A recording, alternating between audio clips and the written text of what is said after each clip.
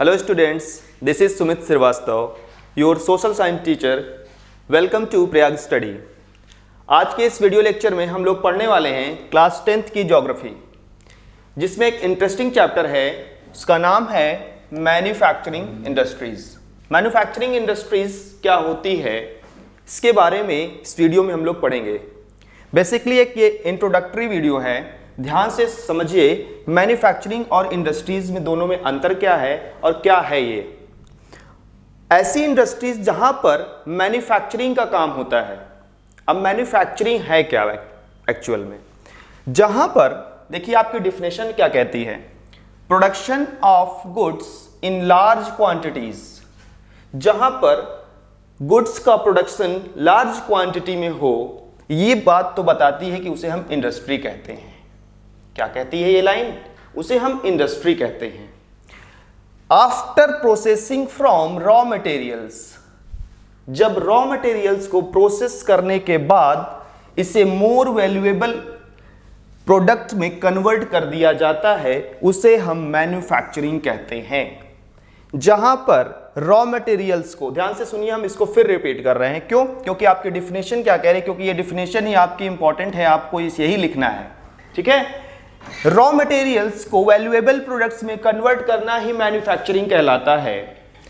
और इंडस्ट्रीज का मतलब यहां पर जहां पर लार्ज क्वांटिटी पे प्रोडक्शन होता है। क्लियर हो रही बात?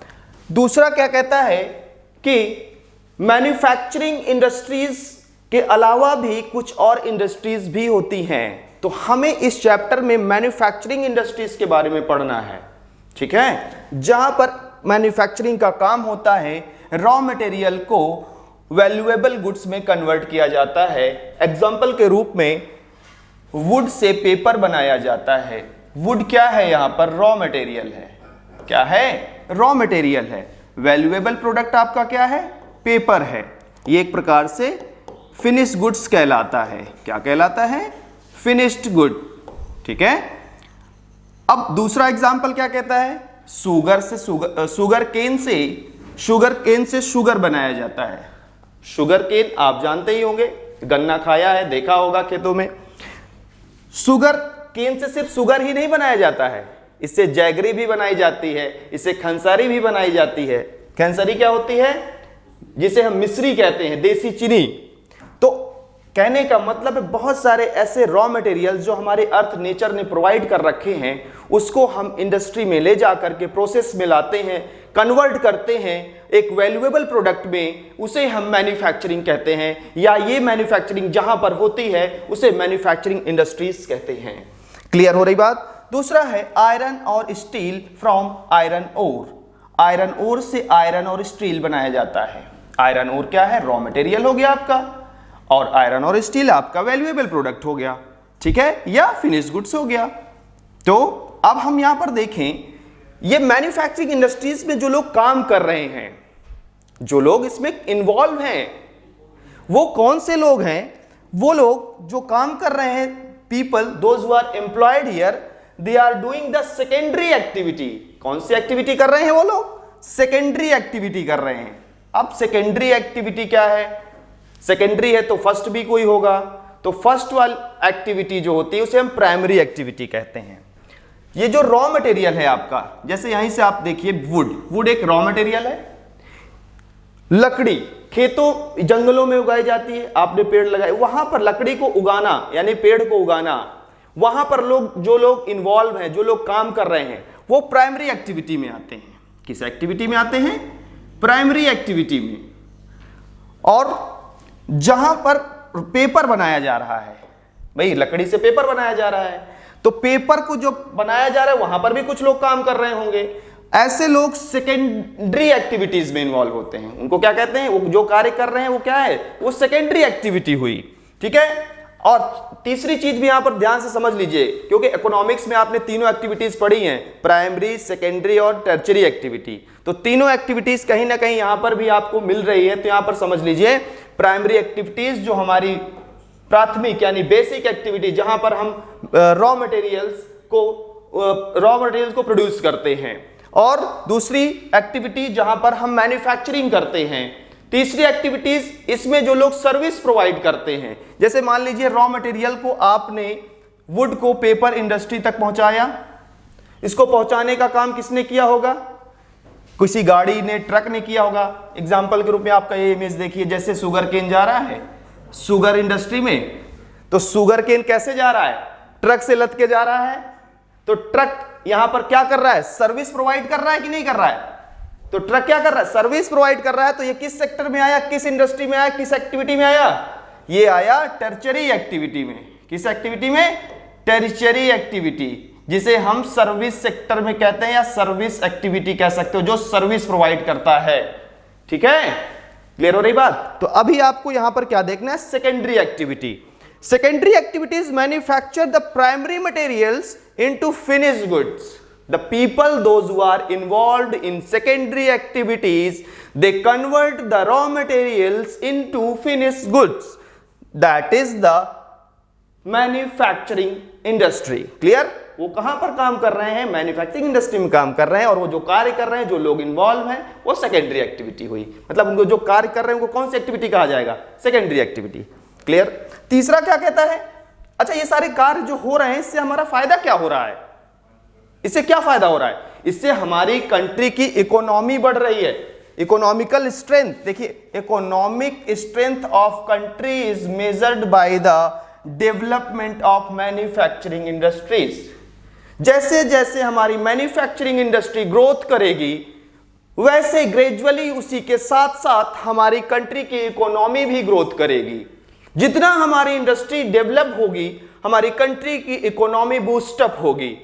इकोनॉमी का मतलब यहां पर क्या है? आप इसको इकोनॉमिक्स में हम लोग पढ़े थे, शॉर्ट में हम लोग समझ लेते हैं कि जहां पर हमारी कंट्री में जो प्रोडक्शन हो रहा है, उसको हम वैल्यूएबल गुड्स में कन्वर्ट कर रहे हैं।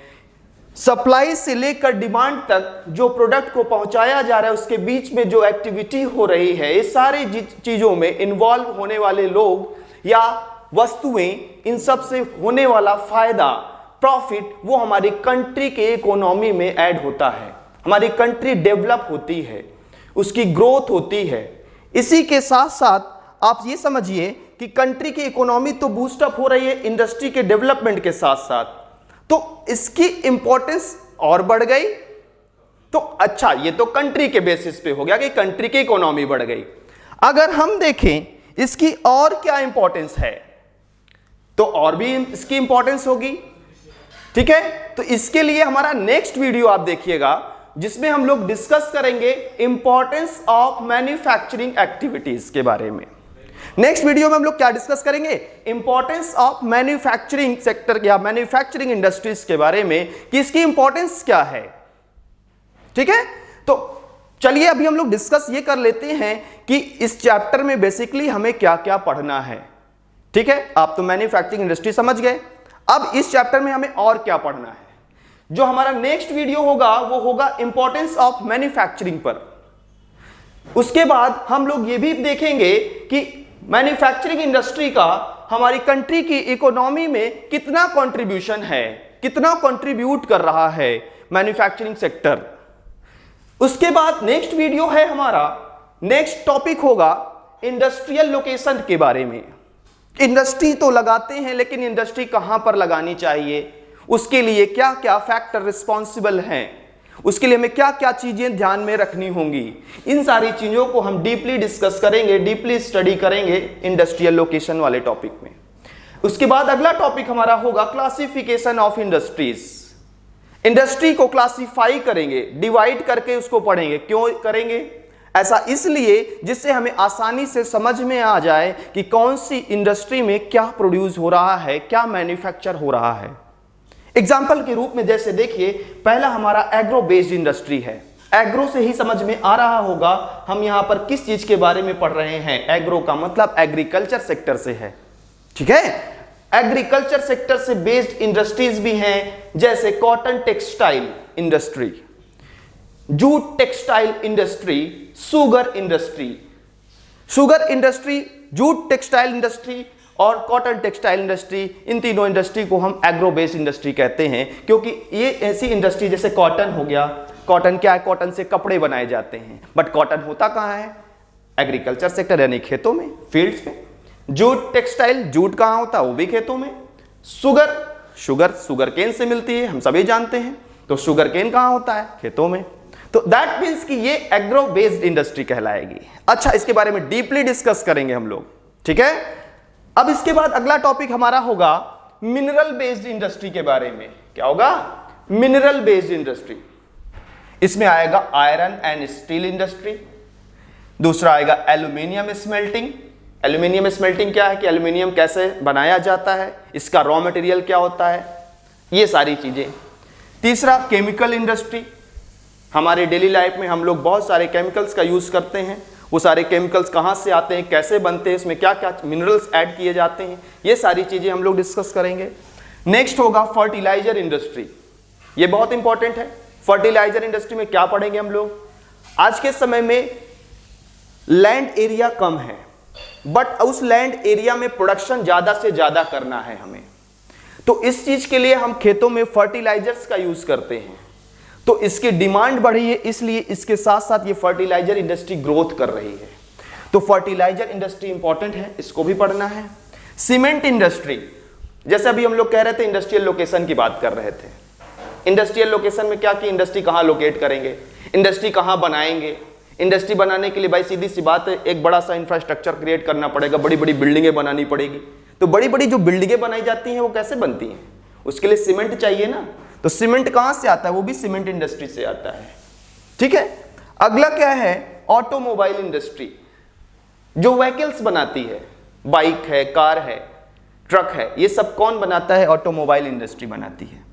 इसके बाद हम लोग पढ़ेंगे on information technology and electronic industry के बारे में।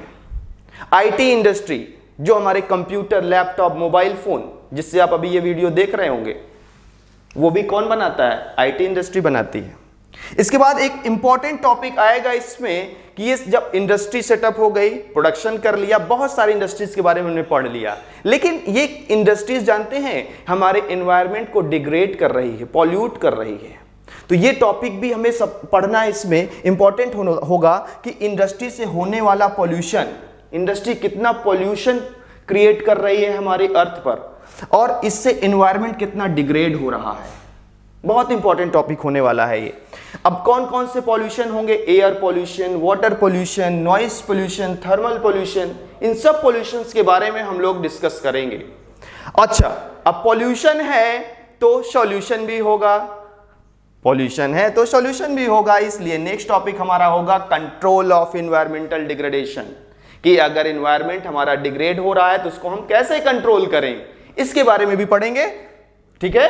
अच्छा, कंट्रोल सॉल्यूशन तो है हमारे पास, लेकिन ये सॉल्यूशन को इंप्लीमेंट कौन कर रहा है, दैट इज मोस्ट इंपॉर्टेंट, है कि नहीं भाई। हम तो जानते हैं पॉल्यूशन फैल रहा है, उसका सॉल्यूशन भी है हमारे पास, लेकिन एक्चुअल ग्राउंड लेवल पर इसको इंप्लीमेंट कौन कर रहा है? तो इसके लिए एक बहुत बेस्ट एग्जांपल है NTPC. NTPC shows the way, NTPC ने इसको करके दिखाया है। तो हम उस एनटीपीसी के बारे में भी पढ़ेंगे कि कैसे एनवायरनमेंट को बचाने के लिए उसने कैसे कैसे स्टेप्स लिए हैं। So in these topics we will discuss about the manufacturing industry overall, यानी कि इन सारे टॉपिक्स में हम मैन्युफैक्चरिंग इंडस्ट्रीज के बारे में पूरा डिटेल में डिस्कस कर लेंगे और आपका चैप्टर कंप्लीट हो जाएगा, ठीक है। Thank you so much. अच्छा हाँ, एक बात कहना जरूर चाहेंगे हम आपसे कि इस वीडियो को please please please like, share और सब्सक्राइब करना ना भूलें। Thank you so much.